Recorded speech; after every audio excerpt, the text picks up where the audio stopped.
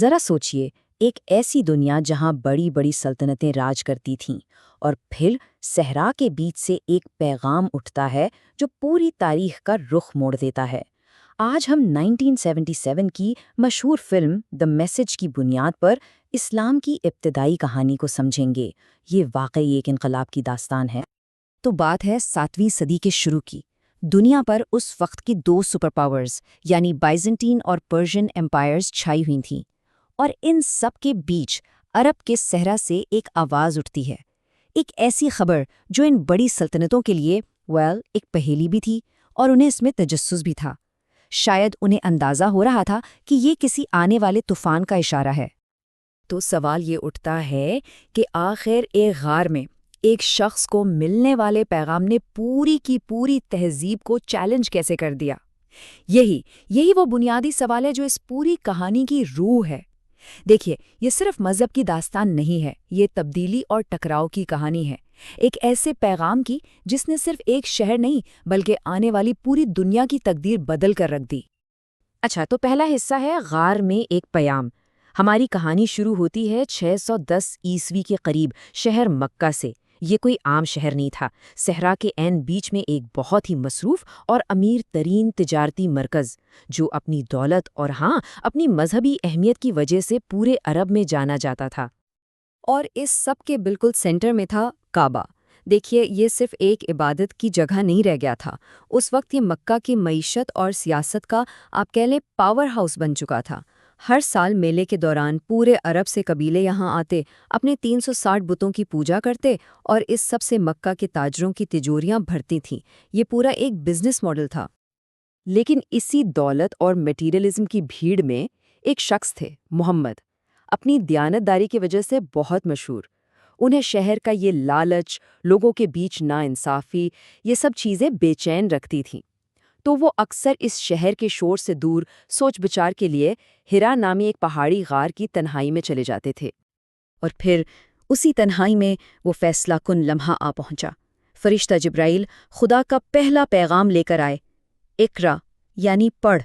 یہ وہ لمحہ تھا جس نے صرف ایک شخص کی زندگی نہیں بدلی بلکہ پوری دنیا کی تاریخ بدل دی۔ یہ اعلان تھا اسلام کے آغاز کا۔ تو دوسرا حصہ ہے مکہ کے خدا۔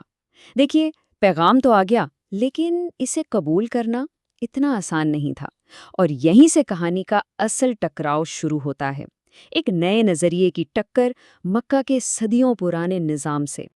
یہاں 2 بالکل الگ دنیائیں ٹکراتی ہوئی نظر آتی ہیں۔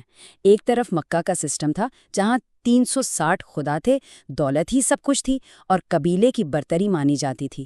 اور دوسری طرف محمد کا پیغام تھا، صرف ایک خدا، غریبوں کی مدد، اور سب سے بڑھ کر تمام انسانوں کی برابری۔ تو یہ صرف کوئی مذہبی اختلاف نہیں تھا، یہ تو مکہ کے سرداروں کے پورے اکنامک اور سوشل سٹرکچر کے لیے ایک سیدھا چیلنج تھا۔ تو سوچئے، یہ پیغام سب سے پہلے کس نے قبول کیا؟ ان لوگوں نے جنہیں اس معاشرے نے کچل کر رکھا ہوا تھا، غلام، غریب، نوجوان۔ انہیں اس پیغام میں ایک امید کی کرن نظر آئی۔ لیکن مکہ کی ایلیٹ کلاس کو، ان کے سرداروں کو، اسی امید میں اپنے اقتدار کے لیے ایک بہت بڑا خطرہ نظر آیا، اور بس وہیں سے شدت پسند مخالفت شروع ہو گئی۔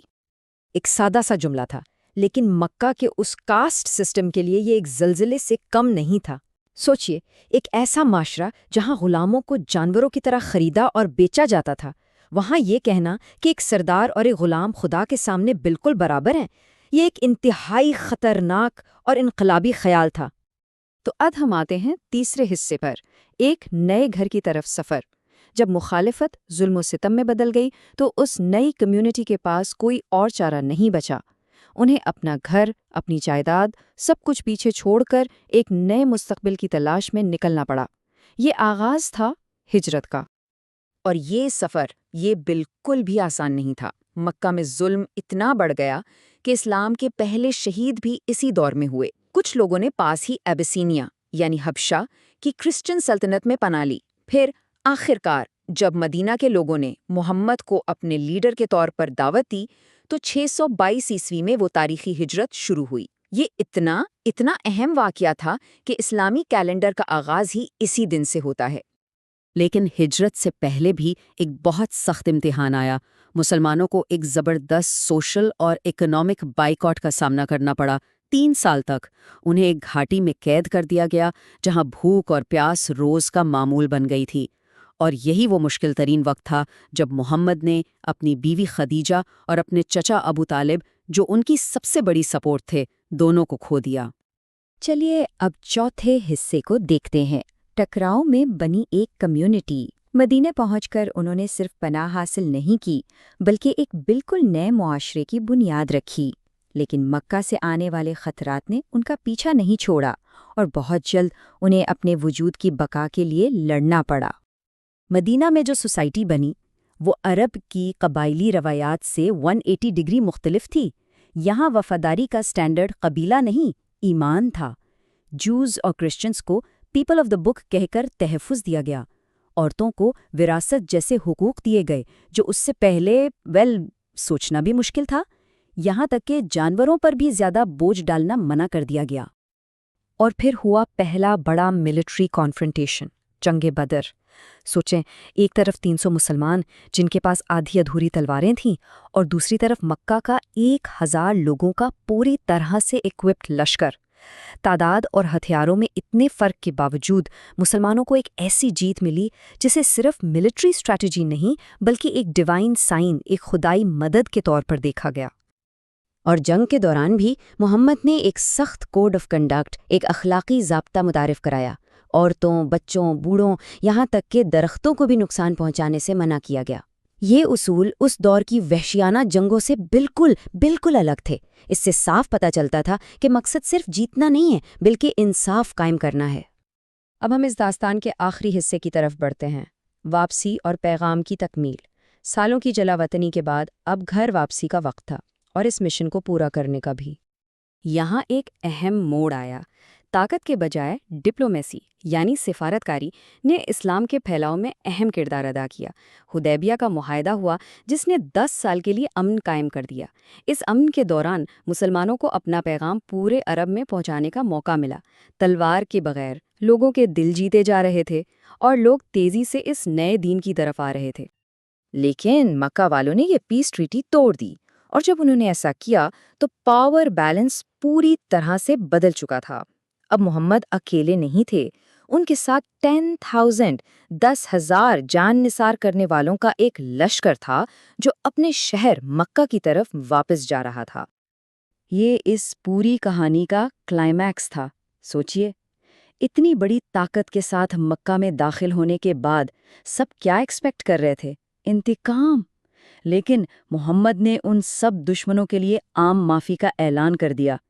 وہی دشمن جنہوں نے سالوں تک ان پر اور ان کے ساتھیوں پر ظلم کے پہاڑ توڑے تھے، انتقام کے بجائے رحم کو چنا گیا۔ مکہ فتح کر کے سب سے پہلا کام کیا گیا؟ کعبہ کو ان 360 بتوں سے پاک کرنا جنہوں نے اس کی اصل شناخت کو آپ کہہ لیں بگاڑ کر رکھ دیا تھا۔ یہ ایک بہت بڑا سمبولک ایکٹ تھا۔ یہ مکہ میں بت پرستی کے دور کے خاتمے اور توحید یعنی ایک خدا کی عبادت کی بحالی کا اعلان تھا، اور اسی کے ساتھ مکہ کو ہمیشہ کے لیے ایک پرامن مقدس جگہ قرار دے دیا گیا۔ اور آخر میں محمد کے آخری خطبے کا یہ پیغام، یہ ان کی پوری زندگی کی تعلیمات کا نچوڑ ہے۔ یہ اتحاد، مساوات اور بھائی چارے کا ایک یونیورسل پیغام ہے، ایک ایسا پیغام جو نسل اور قبیلے کی ہر دیوار کو گرا کر تمام انسانوں کو ایک کمیونٹی کے طور پر جوڑنے کی بات کرتا ہے۔